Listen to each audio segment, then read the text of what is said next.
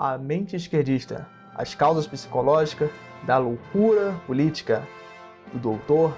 Lyle H. Hoster. Sejam todos bem-vindos neste vídeo que é incrível a maneira de como este doutor aqui, esse especialista na área psicológica, prova por A mais B que a pessoa que se afunda em alguma ideologia política, ela necessariamente tem alguns problemas profundos psicologicamente. Vamos pro vídeo? Lyle H. Hoster estudou na medicina e psiquiatria na Universidade de Chicago. Serviu por 2 anos como psiquiatra no Exército dos Estados Unidos. Especializado tanto em psiquiatria geral como forense, por mais de 40 anos diagnosticou e tratou desordens mentais. Eis aqui do que se trata esse autor, né, que estamos falando. Ele não é um curioso qualquer, não é um jornalista, não é um interessado no assunto, né? Ele é especialista mesmo. Aqui está a foto do sujeito, né?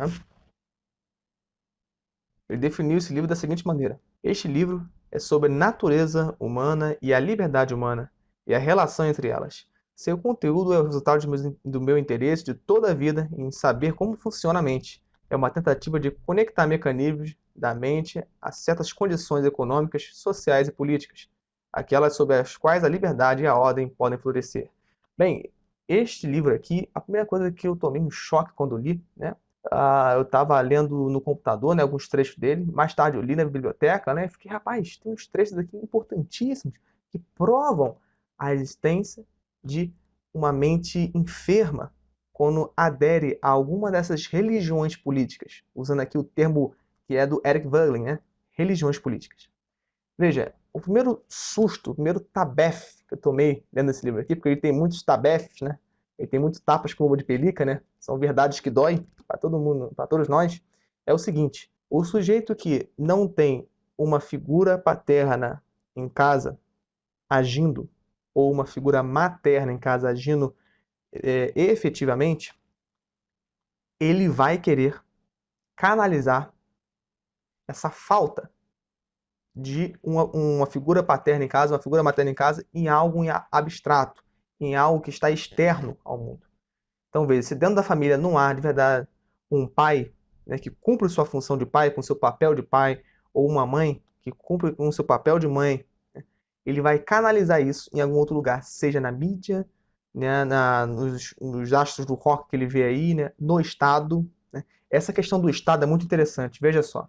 O que a gente mais vê na mentalidade revolucionária é o seguinte: todos, quase sem exceção, né, todos unanimemente sofreram um divórcio na sua infância. Se não foi com divórcio, foi com maus tratos familiares.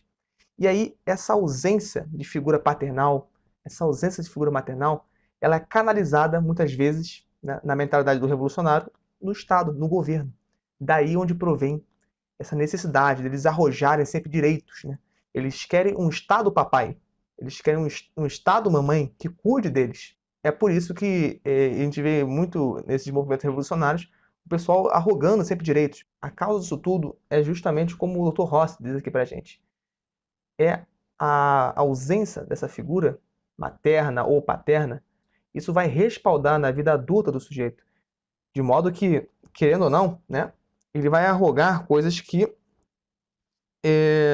até então qualquer homem maduro faria sozinho. Mas ele não se sente verdadeiramente seguro para agir. Justamente porque precisa dessa entidade que é papai, mamãe. Veja, eu vou falar em outras palavras aqui para você do que se trata. Olha só. Para o homem competente, agir com liberdade é assumir riscos e aceitar responsabilidades. Apenas criancinhas ou adultos infantilizados acreditam no contrário.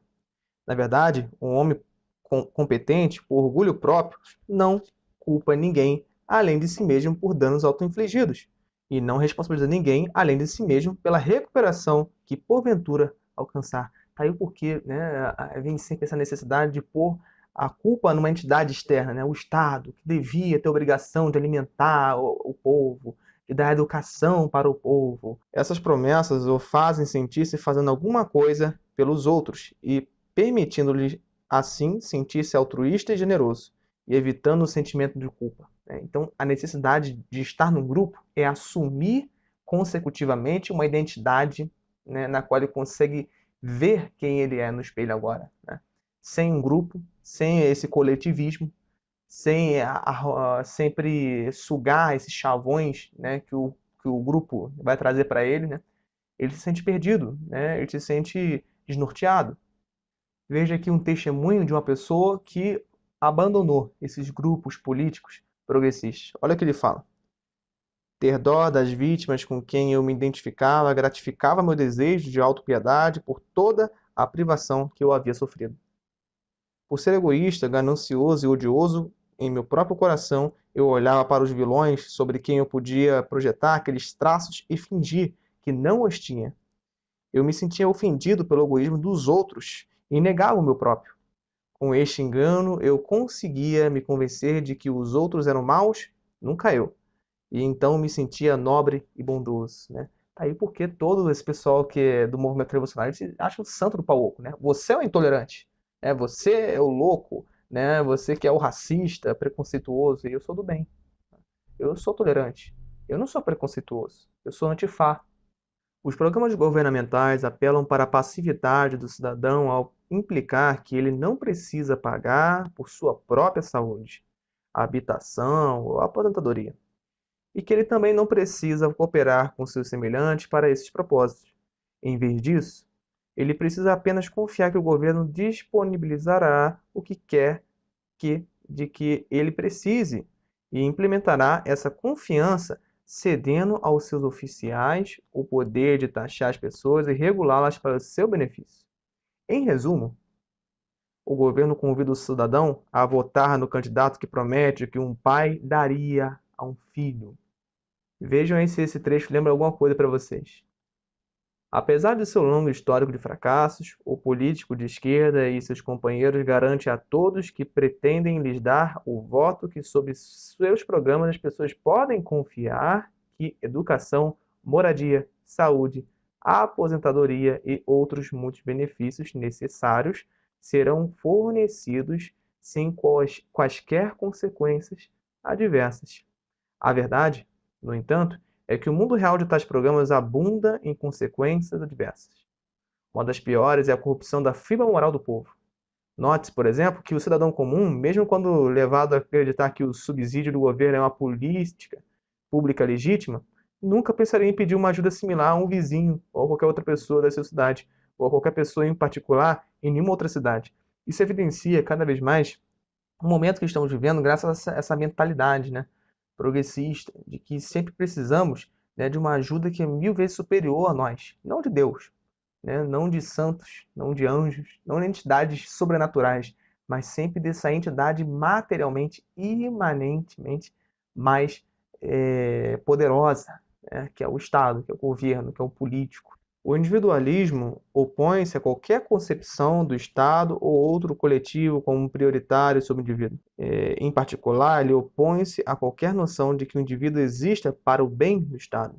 Então, é por isso que a pessoa que tem mentalidade revolucionária ela detesta essa mentalidade, né? Qualquer coisa que venha voltada assim, para uma autonomia, uma individualidade altruísta, né? De que a pessoa vai lá, né, e resolve a coisa, o problema da educação entre educando uns aos outros, ao invés de precisar de uma entidade como o Estado para estipular tiranicamente quem deve ter educação tal, momento tal, a hora tal.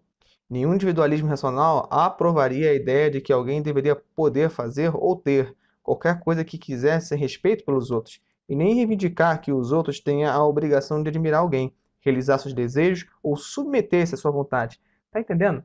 Porque eles detestam essa ideia, a mentalidade revolucionária, o pessoal que é da esquerda detesta essa mentalidade de que nós podemos ter, né, a nossa própria maneira de agir, de pensar, né, de respeitar. Não, ele não tolera isso. Ele quer que um Estado proíba, por exemplo, quem fizer piadinha racista, quem fizer piadinha com homossexuais, né, ele não se garante, né, ele se sente inibido, né, enfraquecido, impotente. Ele precisa dessa entidade exterior, desse pai, dessa mãe que ele não teve. Olha só que trecho importantíssimo, esse que eu vou ler para vocês. Preste atenção. Olha só. Independente de onde ele localiza o problema, o esquerdista moderno sofre. Suas deficiências de desenvolvimento geram crenças e emoções inconscientes que continuam a atormentá-lo. E por causa delas que ele acredita que pessoas que parecem ser felizes ao relacionar-se por consentimento mútuo são, na verdade, infelizes, porque são necessitadas, privadas e exploradas. Suas crenças sobre seu sofrimento são projeções de suas próprias agonias. No fundo de sua alma, o esquerdista radical acredita que uma criança pequena ele foi negligenciado, privado ou abusado por seus pais ou responsáveis. É muito isso, presta atenção nisso aí. Ele sofreu separações e perdas injustas e dolorosas. Ele nunca recebeu amor ou atenção de seus pais ou responsáveis. Os outros receberam mais amor e atenção do que ele. Seus pais o rejeitaram ou o abandonaram injustamente. Ele foi dominado, controlado, explorado por seus pais ou responsáveis. Ele teve que suportar frustrações injustas e excessivas. Seus pais o envergonharam e humilharam. Seus pais o fizeram sentir-se culpado, seus pais o fizeram sentir-se inadequado, ele e seus pais não puderam ser felizes juntos. Seus conflitos com seus pais não puderam ser resolvidos. Como resultado desse trauma precoce, o esquerdista radical sente-se triste, necessitado, vazio, irado, invejoso e ciumento. Esse negócio do invejoso é muito claro, né? Principalmente quando a gente vê, né, essa necessidade de tu falar a classe média, a classe rica, a necessidade que eles têm de querer ser rico, né? Não é porque eles têm dó do pobre, né? Mas porque eles têm raiva de serem escravos ao invés de serem senhores. Então, olha só, tem sentimentos recorrentes de inadequação, inferioridade e fracasso. Tem dúvidas angustiantes sobre se é amável ou aceitável. Sente um fluxo interior de ressentimento, amargura e rancor. Sente um fluxo interior de pessimismo e cinismo. Sente um fluxo interior de depressão e desamparo. Tem dúvidas angustiantes sobre relacionar-se com os outros. Tem dúvidas angustiantes sobre cooperar com os outros. É incapaz de acalmar-se ou confortar-se sem culpar os outros. Age como se tivesse direito a ser satisfeito pelos outros.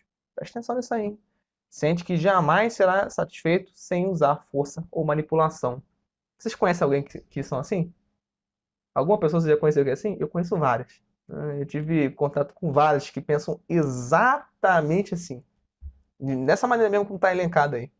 Em nossa época, as ideologias assumem o vácuo deixado pela religião, apresentando-se, além de outras alegações mais práticas, como perspectivas históricas nas quais se devem fixar a fé individual e a confiança coletiva. Preste atenção nisso, olha como é que é importantíssimo esse trecho. Como no caso das religiões, elas neutralizam a sensação ameaçadora de alienação com rituais positivos e dogmas afirmativos, e com um banimento rigoroso e cruel dos alienismos em suas próprias fileiras ou em inimigos externos, né? Então, veja aqui, o problema para o revolucionário, para o progressista, está sempre exterior, né? Nunca ele é interiormente o problema. Ou seja, né, ele sempre vai ter essa ânsia de querer mudar o mundo, mas nunca mudar a si mesmo. Ele nunca parou de perceber que ele poderia mudar a si mesmo. Ele poderia querer arrumar a cama, né? Deixar de ser vagabundo, arrumar um emprego, ou algo assim do gênero, né? Ao invés de organizar o mundo, organize o seu quarto, né? Uma coisa que o Jordan Peterson, um outro psicólogo aí muito bem aclamado, ele fala demasiadamente, né? Agora preste atenção nesse trecho aqui que é sacanagem de bom, para vocês verem tamanha importância desse livro, né? O link para comprar está aí na descrição do vídeo, hein? É um livraço. Olha só esse trecho. Infelizmente, todos os esforços do esquerdista radical, baseados nessas percepções, são extremamente mal orientados. Por não compreender as origens da sua dor, na infância, ele projeta sua neurose no mundo contemporâneo de vilões, vítimas e heróis imaginários. Vocês entendem por que eles falam toda hora, né? Fascista, racista, qualquer sufixo com ista, ista. O mal sempre está em outro, nunca nele, né? O fascista é sempre o outro, não ele. Tá aí porque as atitudes se tornam contraditórias, né? Tá aí porque tudo acaba ficando meio hipócrita para quem está lá de fora e diz assim, nossa, isso aqui tá muito cinismo, isso a gente vê que isso tudo é falso, é postiço, né? Então por isso que eles têm essa ânsia sempre de ficar acusando os outros do que eles são, né? Para se livrar desse peso que eles carregam, que no fundo, inconscientemente, eles sabem que são isso tudo, são intolerantes, né? Porque eles intoleram quem eles acham intolerante, né? São fascistas, né? Porque eles arrogam mais Estado do que os outros que não querem Estado. Essas atitudes são todas fincadas na personalidade desse sujeito e ele, na tentativa de expurgá-las, elas, né, como se fosse um excremento, ele acusa o outro aquilo que ele é. Não é incrível isso? Uma vez que se localize neste mundo, ele espera encontrar nas orientações do Estado paternal moderno o que perdeu quando criança. Olha aí o que eu disse para vocês. Ele pode não admitir para si mesmo ou para os outros que, na verdade, sofreu ferimentos precoces. Se admitir esse fato, não perceberá que seus ferimentos impulsionam sua visão política. Se perceber essa relação causal, não admitirá aos outros. Então, muitas vezes, é muito o que aconteceu com o professor, né? De história, que ele descobriu que ele estava passando pano para o comunismo e tal. Ele estava tudo fazendo, era uma desinformação, nada de história. Ele estava passando nada para os alunos, né? Ele percebeu que isso tudo que ele estava ensinando é mentira. Mas ele preferiu continuar ensinando mentira do que perder o cargo dele de professor. Ele sabia que não poderia continuar de arrotar essas mentiras, essa desinformação nas universidades, por exemplo, porque o meio acadêmico exige que você haja como um tal da casta para se pertencer à classe acadêmica, por exemplo, à classe dos políticos, à classe universitária, à classe dos professores, tá bom? Pessoal, eu posso ficar o dia todo lendo aqui com vocês, mas livraço, livraço, e o link para adquirir essa obra está aí na descrição do vídeo, tá bom? Livraço e merece nossa atenção, um estudo aprofundado, tá bom? De muitas páginas aí para vocês quebrarem o zóio, né? Lendo essa obra primorosa e muito bem investigada do professor e doutor Lal H. Hoster, tá bom? Fiquem com Deus, um abraço a todos, dê um like no vídeo se você gostou. Grande abraço!